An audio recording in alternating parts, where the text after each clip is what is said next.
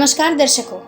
शादी, डाइवोर्स, उत्तराधिकारी और गोद लेने जैसे मामलों में भारत में अलग अलग समुदायों में कई धर्म में आस्था और विश्वास के अलग अलग कानून का पालन किया जाता है। हालांकि देश की आज़ादी के बाद से यूनिफॉर्म सिविल कोड की मांग बार बार चलती रही है।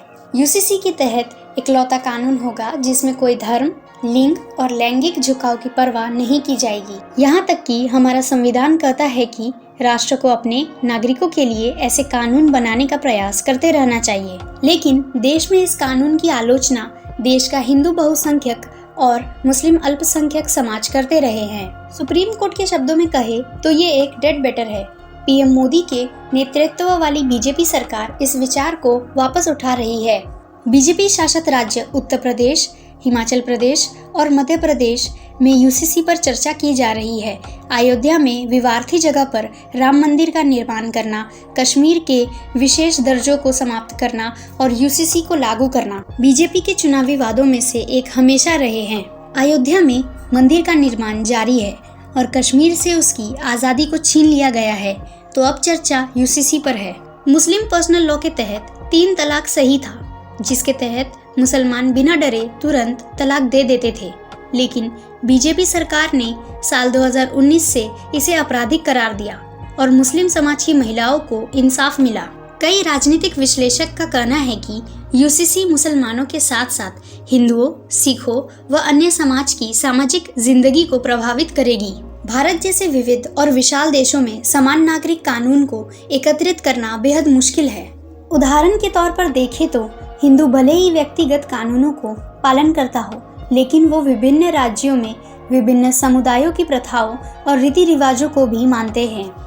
दूसरी ओर देखा जाए तो मुसलमान अपने मजहब को पूरी शिद्दत से मानता है और आपको बता दें कि कुछ बोहरा मुसलमान उत्तराधिकारी के मामलों में हिंदू कानूनों के सिद्धांतों का पालन करता है। वहीं संपत्ति और उत्तराधिकार के मामलों में अलग अलग राज्यों में अलग अलग कानून हैं। पूर्वोत्तर भारत के ईसाई बहुल राज्यों जैसे कि नागालैंड और मिजोरम में अपनी लॉ है और वहां पर अपनी ही प्रथाओं का पालन किया जाता है, ना कि धर्म और अन्य। गोवा में 1877 का समान नागरिक कानून है जो कि उसके सभी समुदायों पर लागू होता है, लेकिन ईसाइयों और दूसरे समुदायों के लिए अलग नियम हैं। जैसे कि हिंदू धर्म के लोग गोवा में 2 शादियां कर सकते हैं। भारत में यूसीसी केंद्रीय और राज्य सरकारों की आम रुचिका का मुद्दा हमेशा से रहा है। साल 1970 से सभी राज्य खुद के कानून बना रहे हैं। कई सालों के बाद 2005 में एक संशोधन किया गया था, जिसके बाद मौजूदा केंद्रीय हिंदू व्यक्तिगत कानून में बेटियों को पूर्वजों की संपत्ति में बेटों के बराबर हक दिया गया। अब सोचिए कि किस तरह से पर्सनल लॉ अलग अलग मामलों में अलग अलग होते हैं।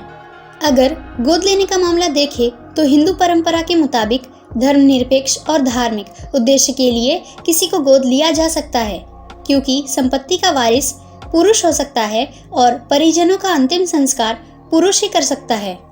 दूसरी ओर इस्लामिक कानून में किसी को गोद लेने की मान्यता नहीं दी जाती, लेकिन भारत में धर्मनिरपेक्ष जुवेनाइल जस्टिस लॉ है जो नागरिकों को धर्म की परवाह किए बगैर नागरिकों को गोद लेने की अनुमति देता है। इसके साथ ही विद्वान इस बात को लेकर भी हैरत जताते हैं कि अगर एक कॉमन लॉ हुआ तो गोद लेने के नियम बनाते हुए क्या यह तटस्थ सिद्धांत होंगे? कई स्वातंत्रिक कानूनी सलाहकार, समूह विधि सेंटर और लीगल पॉलिसी के फेलो का कहना है कि सरकार कौन सा सिद्धांत लागू करेंगे, हिंदू, मुस्लिम या फिर ईसाई। यूसीसी को कुछ बुनियादी सवालों का जवाब देना होगा, जैसे कि शादी और तलाक का क्या मानदंड होगा, गोद लेने की प्रक्रिया और परिणाम क्या होंगे, तलाक के मामले में गुजारा भत्ते या संपत्ति के बंटवारे का क्या अधिकार होगा और अंत में संपत्ति के उत्तराधिकार के नियम क्या होंगे। इसमें यह भी आश्चर्य की बात नहीं है कि सुप्रीम कोर्ट भी यूसीसी को लेकर अस्पष्ट नजर आता है। बीते 4 दशकों में अलग अलग फैसलों में राष्ट्र की अखंडता के लिए सरकार को यूसीसी लागू करने के लिए प्रेरित किया है। कानून के जानकार का साफ साफ कहना है कि यूसीसी एक जादुई गोली नहीं है। कानून की एकरूपता में कोई बड़ा मूल्य नहीं जुड़ता है, बल्कि वो अपने आप में एक बड़ा मूल्य होता है। एक अच्छा कानून वो होता है जो साफ और संवैधानिक हो। दूसरी चौंकाने वाली बात यह है कि बीजेपी कई राज्यों में अपने बल पर सत्ता में होने के बावजूद लंबे समय से ये कानून नहीं ला पा रही है। ऐसी ही और खबरों के लिए हमारे चैनल नेशन इंडिया न्यूज़ को सब्सक्राइब करें।